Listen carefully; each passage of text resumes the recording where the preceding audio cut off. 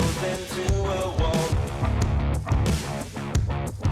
I drive away into the night and I contemplate for a while.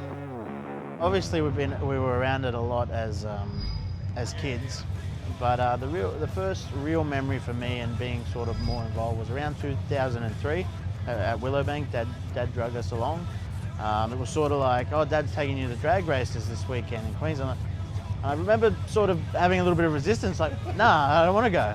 Anyway, we got through the weekend. Glenn Micros was driving the car, and we didn't really have a good weekend, but I think that's sort of where the bug started. And then obviously with the history of the team and with Dad having raced it with Louis, that's part of the reason why we're still racing today. Louis Rapisarda was Santo Sr.'s firstborn son, who tragically lost his life in July 1990 while testing his Top Fuel dragster in Queensland. The Rapisarda family race in memory of Louis, and 32 years on from that fateful incident, the younger siblings have developed into a force in the Top Fuel scene. With a multi-car operation both home in Australia and over in the USA, the boys have been mentored by some of the world's best. We've been fortunate to learn of highly experienced people like Glenn Micros, who go a long time back in drag racing, and then racing in the NHRA with the setup that we have over there. We were able to learn off of current crew chiefs that have been world champions, as well as their team members. We were able to adopt the techniques, methods, the best ways to put these cars together and run them. We got to a level of confidence and knowledge and people around us to where we're able to run the car on our own.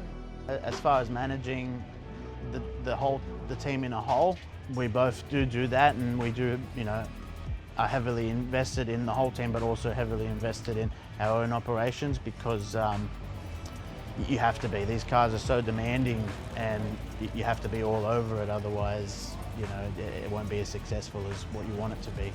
Our tune-up at the moment, we would say, is a bit of a winter casserole. There's a little bit mongrel of everything that we've picked up over the years that we understand how to make changes to adapt it to different racetracks, and we are constantly changing it to see if there's a better way, because there are better ways out there at all times. We've both got complete volunteer teams, and our drivers want to succeed, so it's a very healthy competition. You know that we're so closely matched that it could go either way, which makes it quite exciting. So if you don't get it this time, you could get it next time. It's anyone's game. We build componentry for each other's cars, so it's not like it's all one sole operation. Like I do the motors for Tino's car, and Tino does the blowers for my car, and anything in between. You can win and lose from the workshop, so if your preparation is going to let you down with parts failure or componentry failure at the track, then you're setting up to have a low chance of success. But then at the racetrack, it's about making good decisions. Coming here, it's another race, it's another racetrack. I haven't always done the best here in Sydney, but we're looking to change that around. But look, as long as one of those RAI cars are taking home that tall trophy, then that's all that matters, really.